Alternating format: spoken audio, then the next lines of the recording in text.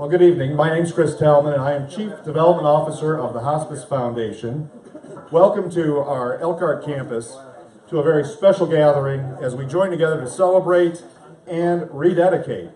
And you will know more about that very soon. But thanks to all of you for your support of Center for Hospice Care and the Hospice Foundation. A special thanks to some special guests that you'll hear about in just a moment. We're thankful for our board members who are here, our volunteers, and all of our donors.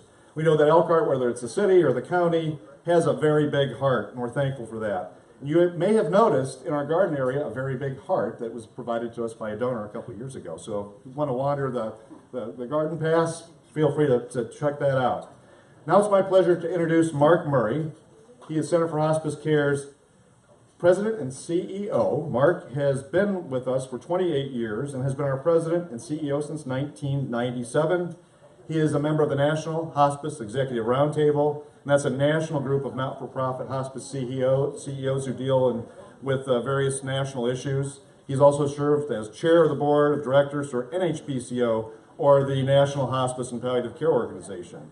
Now, I was thinking about Mark's connection to Elkhart earlier in his career when he was in radio broadcasting in Indianapolis. And Mark, I have a direct connection with some equipment that I think you used that was built right here in Elkhart County. And I think you may have utilized that equipment every day.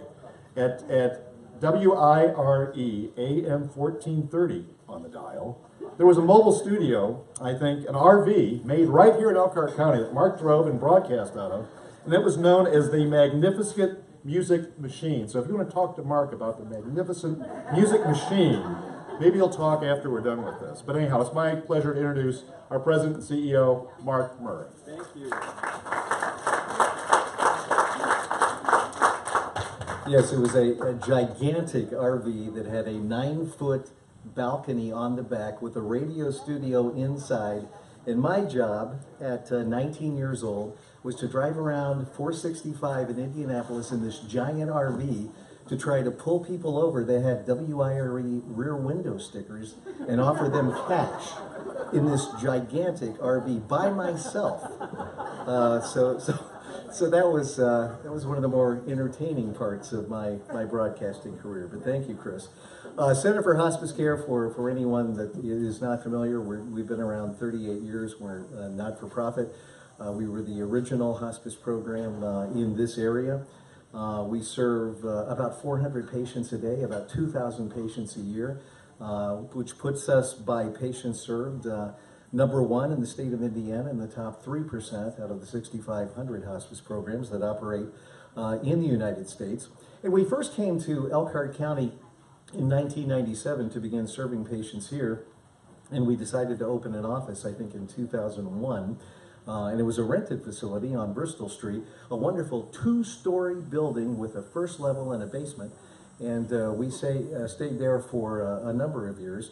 And then we talked to Dick and Rita Strefling, who had an experience at our South Bend Inpatient Unit and wondered if perhaps Elkhart County could have a similar experience with a similar facility. And at that time, we really didn't care for enough patients in Elkhart County to really make that possible. But then in 2005, Elkhart General Hospital literally gave us their hospice program, which increased the overall number of patients that we were able to care for and our census. And so we decided to do a capital campaign, looked at a number of pieces of land, because you have to have the land first of all, and we looked at places around here, and then the County Road 17 area seemed to be very beneficial because of its location to Goshen and kind of centralized in Elkhart County. And then we found this land, and Al and Karen Ludwig own part of this land and donated it to us. And then the Strefling Foundation bought much of the property here and then deeded it to us. And then Dick and Rita Strefling made a transformative gift to our capital campaign 10 years ago, which seriously made all of this possible. So I want to thank Al and Karen. I want to thank Dick and Rita, because without you and our many donors to the Elkhart Capital Campaign 10 years ago, none of this would be possible. We're on 11 acres. We couldn't be in a better place or a better position. This particular office here is caring for about 90 patients a day, not in the inpatient unit, but throughout Elkhart County. We do have a 7-bed inpatient unit here that through the end of July has cared for 2,438 patients since it opened, and it's with a 7-bed unit.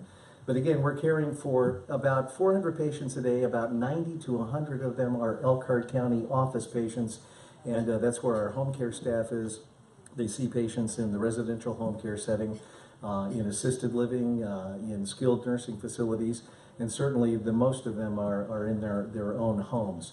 So we are happy to be able to rededicate the Elkhart Inpatient Unit in memory of Dick's mother. And we thank both Dick and Rita from the bottom of our hearts for what they've been able to do for this campus and for this community and for this particular hospice program. And now it is my extreme pleasure and esteemed privilege to introduce Dick Strefling to say a few words. Please help me welcome Dick Strefling.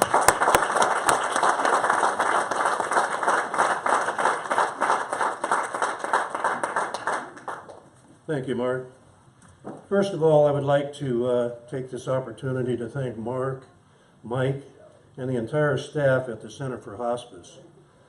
These folks really have done a marvelous job in providing so many important services to our entire community. So we want to thank you very much.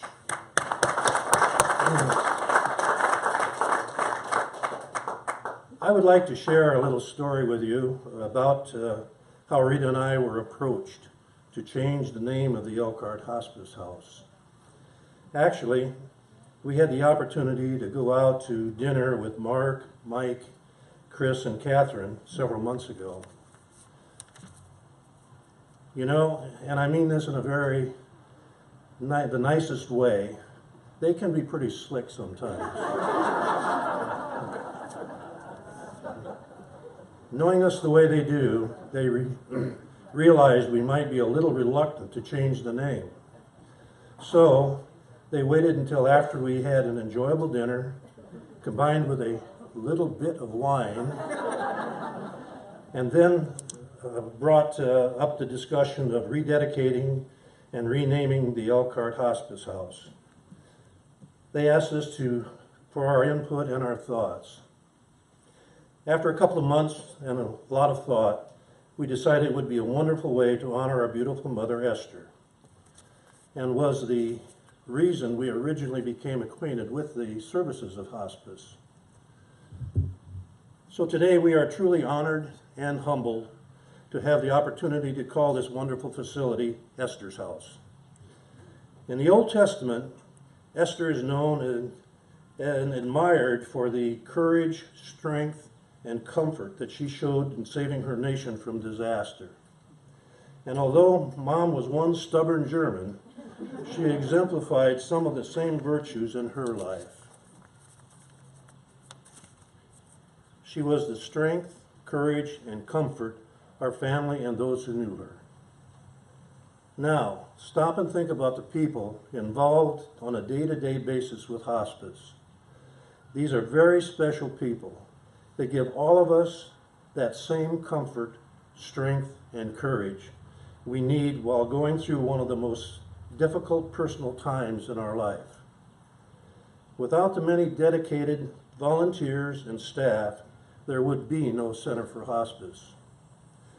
They are truly angels. We thank them and we ask God to bless them and to continue to give them guidance. From the bottom of my heart, I would like to thank everyone for being a part of this ceremony. We ask for God's blessing on Esther's House and all of us as we carry on this very worthwhile effort. Thank you.